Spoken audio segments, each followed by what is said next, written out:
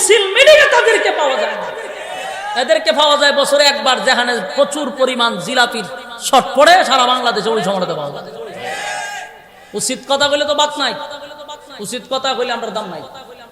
কিন্তু এখন তো বিভিন্ন নিউজ হচ্ছে, দেখেন অনেকগুলা নিউজ হয়েছে এদের ব্যাপারে, যারা বাংলাদেশের মানুষকে কি বার্তা দেওয়ার জন্য হেরা গেছে। এখানে কথা বুঝতেছেন? সচেতন থাকেন। তো বন্ধু হইল নেতানিয়াহুর বন্ধুকে আমেরিকার টাম আদা ফাগলটার বন্ধু হওয়ার কারণে বন্ধু কতটুক ক্ষতি করতে পারে এটা তো আজকে গোটা পৃথিবীর কাছে দিনের আলোর মতো স্পষ্ট। বন্ধুর কারণে মানুষ হয় জান্নাতে যাবে, বন্ধুর কারণে আবার জাহান্নামে যাবে। বন্ধু এমন এক জিনিস, প্রত্যেকের বন্ধু আছে, আল্লাহরও বন্ধু আছে। বলুন আল্লাহরও কি আছে? বন্ধু আছে। প্রতিটা মানুষ বন্ধু ছাড়া চলতে পারে না। বন্ধু অত্যন্ত গুরুত্বপূর্ণ একটা জায়গা, কিন্তু যারে তারে বন্ধু বানানো যাবে না। এই উকবা তার ঘনিষ্ঠ বন্ধু ছিল উবাই।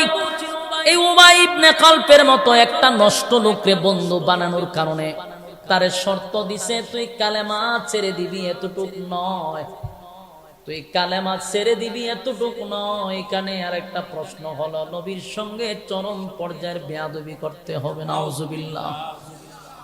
কিন্তু হে তো অন্ধ হয়ে গেছে, গদির লোভে অন্ধ হয়ে গেছে, টাকার লোভে অন্ধ হয়ে গেছে। সে তার শর্ত মেনে নিছে, নাউজুবিল্লাহ। শর্ত মান না, পরের দিন বন্ধু সবাই মিল্লা গেছে রাসূলের কাছে। কোথায় গেছে? খানায়ে কাবার সামনে।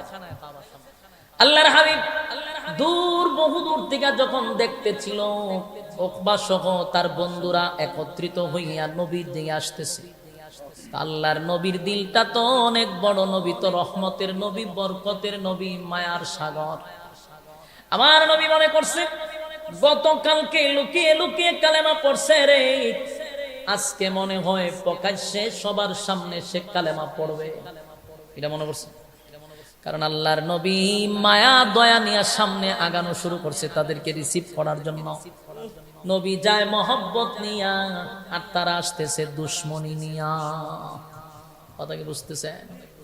আল্লাহর হাবিব ভাবলেন তারা হয়তো বা প্রকাশ্যে কালেমা পড়ার জন্য আসতেছে, তাই আমার হাবিবে কিবরিয়া তাদেরকে রিসিভ করার জন্য পয়গম্বর যখন গেলেন, তারাও আসতেছে।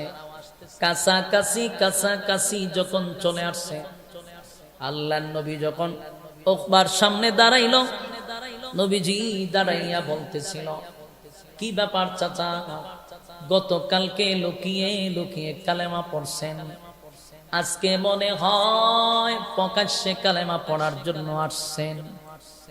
দেখেন নবী কতটা মহব্বত নিয়ে তাদের সামনে দাঁড়াইছে। তারা যে দুশ্মনী নিয়ে আসছে রে নবীর জানা ছিল না, তাই নবী তাদের সামনে দাঁড়াইছে। ঠিক এই মুহূর্তে উকবা ডাক দিয়া কয়, হুজুর আপনার কালেমা পড়ার জন্য আসি নাই, কালেমা ফেরত দেওয়ার জন্য আসছি। আপনার কালেমা ফেরত দেওয়ার জন্য আসছি। শুধু তাই নয়, উকবা তার মুখ থেকে নবীর চেহারা মোবারকে থুতু মারছে। নাউজুবিল্লাহ। আমার যুবক ভাইরা, কত বড় নাফরমান, কত বড় নাফরমান হইলে এমন কাজটা করতে পারে গো। আল্লাহর নবীর কলিজাটা যেন ব্যঙ্গে টুকরা টুকরা টুকরা হয়ে গেছে। নবী এক দৃষ্টিতে তাকায় আছে, কামড়া করলে কি, কামড়া করলে কি। আল্লাহর নবী বলেন, চাচা গতকালকে না আপনাকে জান্নাতের টিকিট আমি দিলাম, আজকে কি আমার কাছ থেকে আপনি জাহান্নামের টিকিট নিলেন? কি করলেন, কি করলেন? নবীজির মুক্তার দানার মতো চোখ থেকে পানি পড়া শুরু হয়ে গেছে। সহ্য করতে পারলেন না পয়গম্বর, বরদাস্ত করতে পারলেন না। আল্লাহর নবী কলিজাটা ভেঙে গেছে, এতগুলা মানুষের সামনে কামলা করলি কি? আল্লাহর নবী বলেন, চাচা শুনেন, গতকালকে আপনারে কালেমা পড়াইয়া জান্নাতের টিকিটটা হাতে ধরায়া দিলাম, বন্ধুদের সল্লায় পড়ে আপনি আজকে আমার কাছে এসে এমন বেয়াদবিটা করলেন। তবে শুনেন, আপনাকে একটা বার্তা দেই চাচা, আমি আপনি যে বেয়াদবি করছেন, আমি আপনাকে শুধু এই মেসেজটুকু জানায়া দিতে চাই, আপনি মক্কার এরিয়ার বাহিরে কোথাও যাবেন না, যাবেন না। যদি যান তাহলে আপনার কল্যাণ থাকবে না। কথা কি বুঝতেছেন? নবীর কথা বললি মিস হয়, কথা মিস হয়। এই কথা বলার সাথে সাথে উখবার সারা শরীরে কম্পন সৃষ্টি হয়েছে, যে সর্বনাশ করে লেছে। কারণ এই কথাটা বলার মানে হলো নবী যা বলছে তো এটা 100% হয়ে যাবে, তার কল্লা চলে যাবে, সে বুঝতে পারছে, সে কাঁপা শুরু করছে। এরপরে নবীর ব্যথা কমে না, নবীর চোখ দিয়া পানি পড়তেছিল। নবী এতটা কষ্ট পাইছে, এতগুলা মানুষের সামনে এত বড় অপমান করলো। ঠিক এই মুহূর্তে আমার আল্লাহ জিবরাইলকে পাঠায়া দিছে। সুবহানাল্লাহ। আল্লাহ বলেন, হাবিব,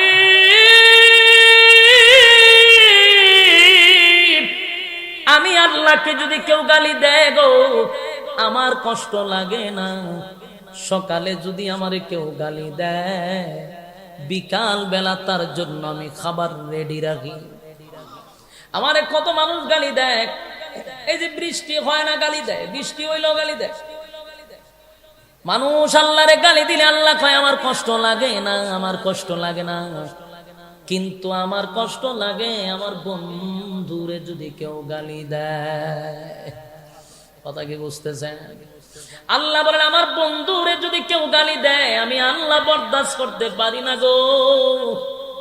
ওকবা আপনার সঙ্গে যে ব্যবহারটা করছে, আমি আল্লাহ বরদাস্ত করতে পারতেছি না, আমি সহ্য করতে পারতেছি না।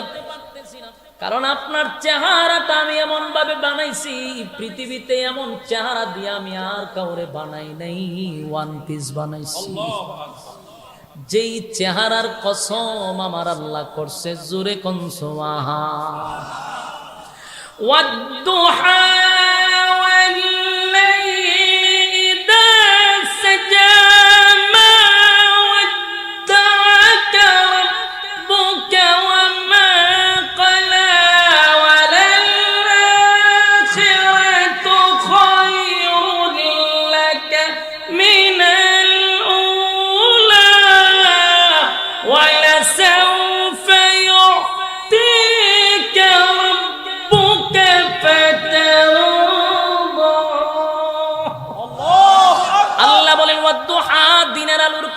দিনের আলোর কসম, দিনের আলোর কসম। এটার আরেকটা ব্যাখ্যা হলো ওয়াদ-দুহা, আপনার সুন্দর উজ্জ্বল চেহারার কসম। আল্লাহ বলেন ওয়াদ-দুহা, দিনের আলোর কসম। ওয়াদ-দুহার আরেকটা ব্যাখ্যা হলো আপনার সুন্দর উজ্জ্বল চেহারার কসম। ওয়াল-লাইলি ইযা সাজা, রাতের অন্ধকারের কসম। আবার বলেন আপনার কালো চুলের কসম। সুবহানাল্লাহ। والضحى والليل إذا سجى ما ودعك ربك وما قلى وللآخرة خير لك من الأولى ولسوف يعطيك ربك فترضى। দুইটা কসম করে আল্লাহ বলেন, মা ওয়াদ্দাআকা রাব্বুকা ওয়া মা ক্বালা, আপনার রব আপনারে কখনো বলে নাই, বলবে না। সুবহান। আমার আল্লাহ বলেন, বন্ধু কখনো বলি নাই, এক সেকেন্ডের জন্য বলি নাই। আমি আল্লাহর নামাজ নাই, রোজা নাই, আমি আল্লাহর কোনো কাজ নাই, কোনো কাম নাই, কিন্তু আমার একটা কাম হলো আপনার শানে দুরূদ পড়া। সুবহান। আমি বন্ধু আপনার জন্য দুরূদ পড়ি, বন্ধুর জন্য বন্ধুর কত মায়া রে। আল্লাহ হয় আপনার সঙ্গে যে বেয়াদবিটা করছে, আমি আল্লাহ বরদাস্ত করতে পারলাম না। যেই বন্ধুর সুন্দর চেহারা দেখার জন্য আমি 7 আসমান টপকাইয়া, বন্ধুরে সিদরাতুল মুনতাহা টপকাইয়া, বন্ধুরে আরশে আজিমে নিয়া, বন্ধুর পাশে বন্ধু বসিয়া, বন্ধুর চেহারার দিকে তাকাইয়া আমি আল্লাহ স্বয়ং কথা বলি। সুবহান। এমন সুন্দর চেহারার মধ্যে কেমনে গো ওকবা এমন কাজটা করলো, এমন কাজটা করলো। পয়গম্বরের যেমন ব্যথা লাগছে, আমার আল্লাহ বলেন আমার বড় কষ্ট লাগছে। তাই আপনি চিন্তা করবেন না, ওকবা আপনার কোনো ক্ষতি করতে পারে নাই, সে আপনার কোনো ক্ষতি করে নাই। আল্লাহ তখন জিব্রাইল পাঠাইয়া আমার তেলাওয়াতকৃত আয়াত, যে আয়াতগুলি ঘটনারে কেন্দ্র করে নাজিল হইল, এই ঘটনাকে কেন্দ্র করে আল্লাহ তখন আয়াত নাজিল করে জানায়া দেয়, وَيَوْمَ يَعَضُّ الظَّالِمُ عَلَى يَدَيْهِ يَقُولُ يَا لَيْتَنِي اتَّخَذْتُ مَعَ الرَّسُولِ سَبِيلًا। আল্লাহ বলেন, বন্ধু ওকবার পরিণতি আপনাকে আমি স্বচক্ষে সশরীরে দেখায়া দিব, আমি আপনাকে দেখায়া দিব তার পরিস্থিতিটা, তার অবস্থাটা আমি আপনাকে দেখাবো, তাও সশরীরে সচক্ষে দেখায়া দিব। আল্লাহ বলেন এখানেই শেষ না, ওকবা তার জাহান্নামের ভিতরে আঙ্গুলগুলি কবজি পর্যন্ত গেন্ডারি চিনি আপনারা, কোষাপ সাবায়া খায় না সিবায়া খায়, সাবায়া সিবায়া খায়। এই গেন্ডারি যেইভাবে মানুষ সাবায়া সিবায়া খায়, ওকবা তার আতের মাথার থেকে নিয়ে কোনই পর্যন্ত সিবাইতে থাকবে আর কামড়াইতে থাকবে আর জোরে জোরে বলতে থাকবে, ইয়া ওয়াইলাতা লাইতানি লাম আত্তাখিজ ফুলানান খলিলা।